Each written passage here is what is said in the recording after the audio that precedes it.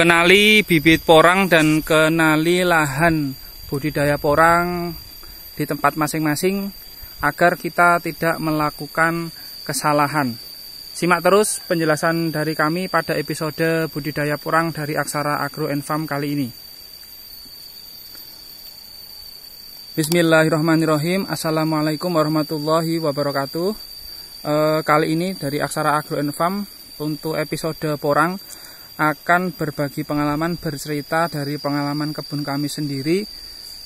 Di awal tadi kita sudah menyampaikan agar kenali bibit porang dan kenali lahan kita masing-masing agar kita bisa mengoptimalkan lahan dan bibit dan kita bisa menghindari kesalahan seminimal mungkin. Nah, di awal ini kita ingin menyampaikan pertama itu yang paling dasar, apa beda antara olah lahan dengan buka lahan, teman-teman. Jadi itu harus diketahui dulu oleh teman-teman. Mohon izin senior petani. Jadi yang namanya buka lahan itu jika lahan teman-teman itu masih bentuknya pohonnya masih liar, belum tertata secara kotakan-kotakan untuk yang akan kita tanam.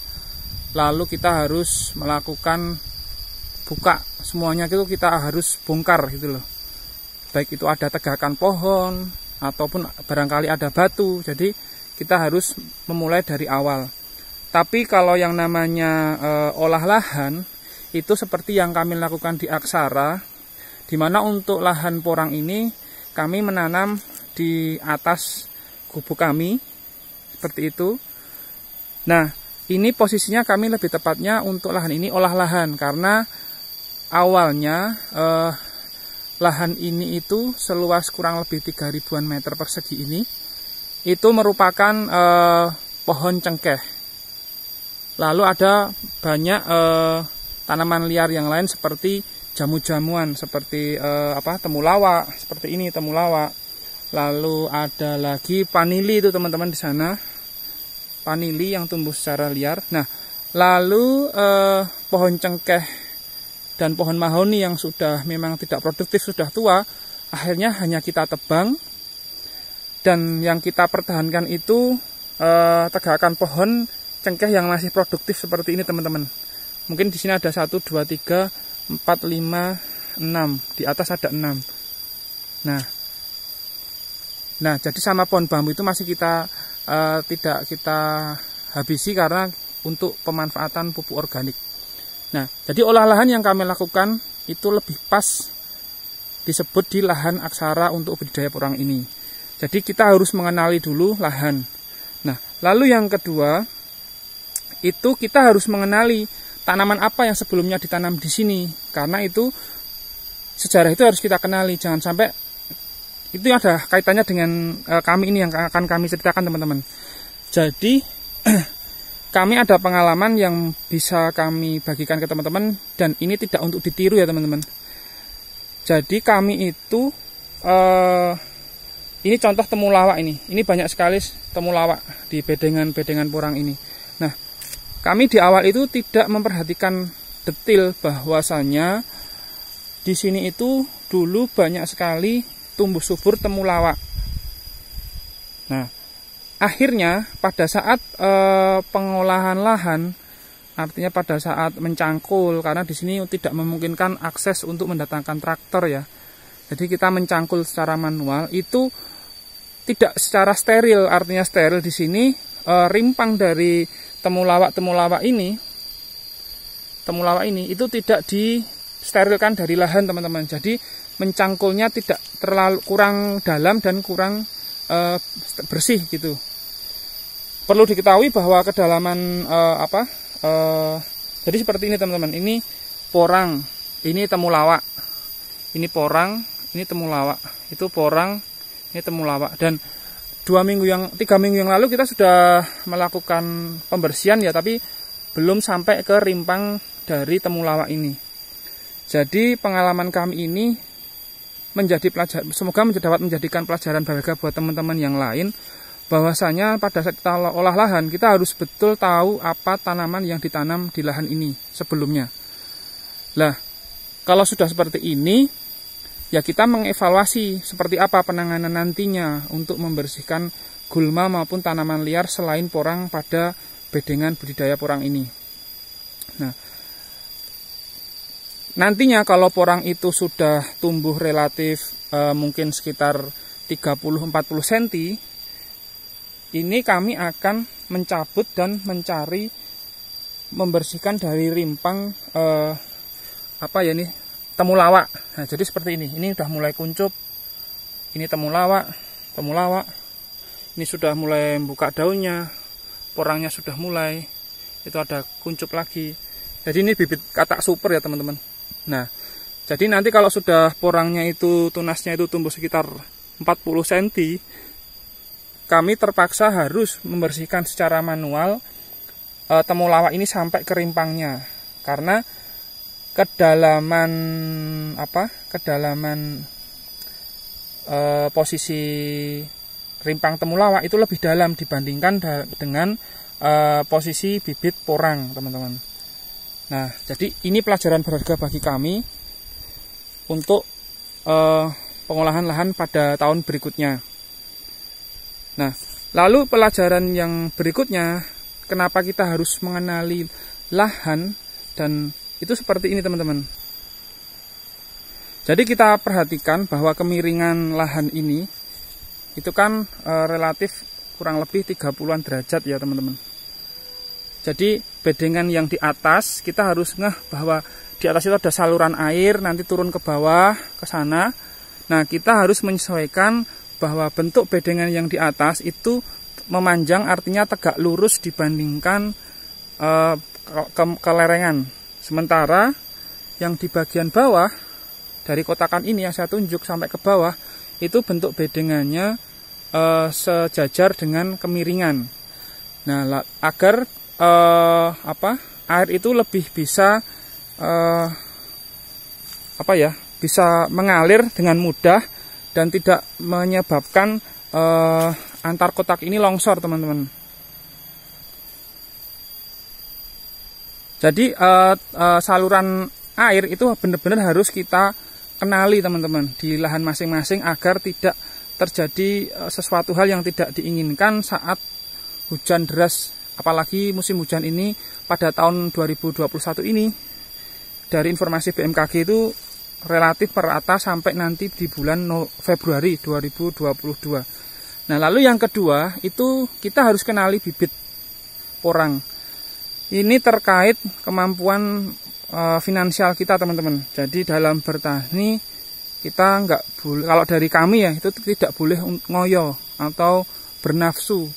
Jadi bibit porang itu kan ada 3 jenis sebenarnya yang banyak dipakai oleh teman-teman petani porang. Jadi dari bibit umbi, itu umbi yang ukurannya kecil dari 10 on, 20 on, dan selanjutnya. Bahkan yang ukuran 500 gram ke bawah itu bisa dikatakan bibit umbi.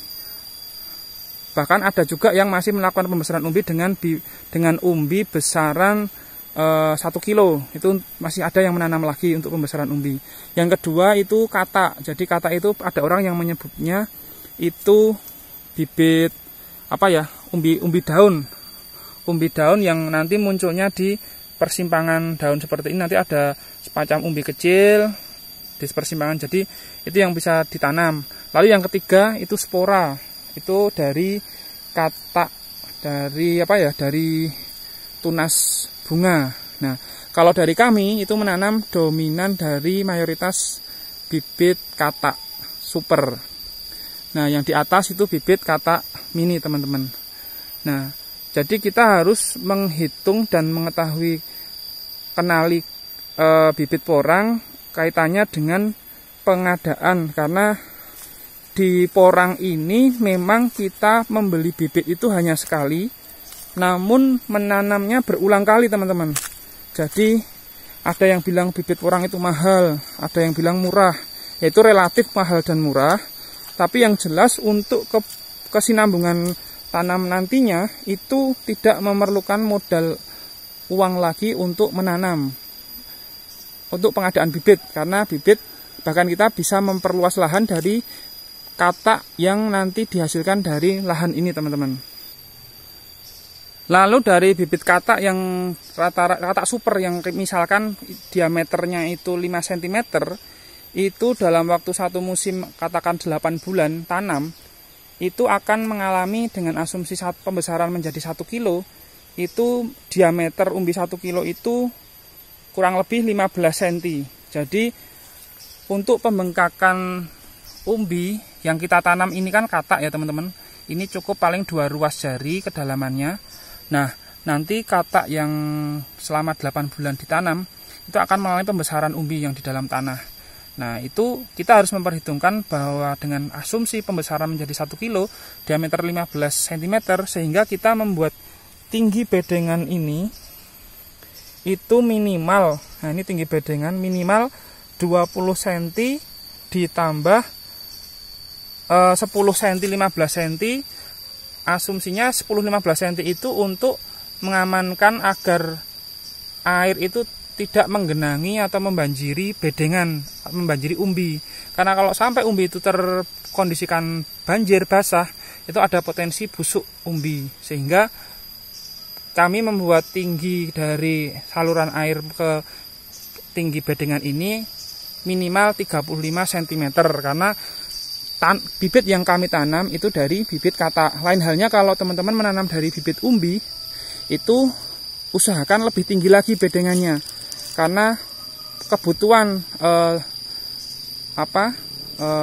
ruangan untuk pembesaran umbi itu lebih besar seperti itu. Nah, kita terkait kembali lagi ke pengenalan lahan itu dalam membuat kita sebutnya tebing ya teman-teman. Tebing antar kotakan ini, nah seperti ini, itu usahakan jangan tegak lurus seperti ini teman-teman. Kalau ini posisinya tegak, itu resiko longsor itu lebih besar, sehingga kita mengkondisikan tegakan antara dua kotakan atas bawah ini atau lereng seperti ini itu agak miring seperti ini teman-teman. Nah itu untuk menghindari longsornya tebing, meskipun hanya tinggi paling 1,5 meteran teman-teman, atau ini 2 meter nyampe ini teman-teman. Jadi dibuat agar lerengnya itu tidak tegak lurus 90 derajat, tapi agak miring agar lebih aman. Nah jadi dengan teman-teman itu mengenali bermacam-macam jenis bibit porang yang akan ditanam, lalu teman-teman mengetahui karakter lahan masing-masing dan sebelumnya itu ditanam tanaman apa, itu lebih memudahkan pengolahan lahan, dan secara kemampuan finansial itu kita bisa tetap jalan artinya tidak sampai kalau nafas itu ngos-ngosan, tapi kalau dari istilah keuangan itu ya dapur rumah itu tetap ngebul lah. Jangan sampai kita terlalu nafsu dalam pengadaan bibit, kita ingin cepat-cepat dapat hasil yang melimpah pada nantinya, itu langsung kita semuanya nafsu di pengadaan bibit, olah lahan langsung besar. Nah itu juga tidak bagus juga, artinya tetap semuanya itu terkontrol, terkondisikan dengan kebutuhan yang lain. Ini mungkin liputan pada kali ini dari Aksara Agro and Farm pada episode porang, semoga bermanfaat. Apabila teman-teman dapat memberikan informasi yang lain, silahkan untuk komen di bawah. Silahkan subscribe, like, dan share agar informasi yang bermanfaat ini bisa terbagi ke teman-teman petani yang lain. Terima kasih. Wassalamualaikum warahmatullahi wabarakatuh. Gemah ripah loh jinawi toto tentrem karto raharjo. Itulah cita-cita kita semuanya sebagai petani Nusantara.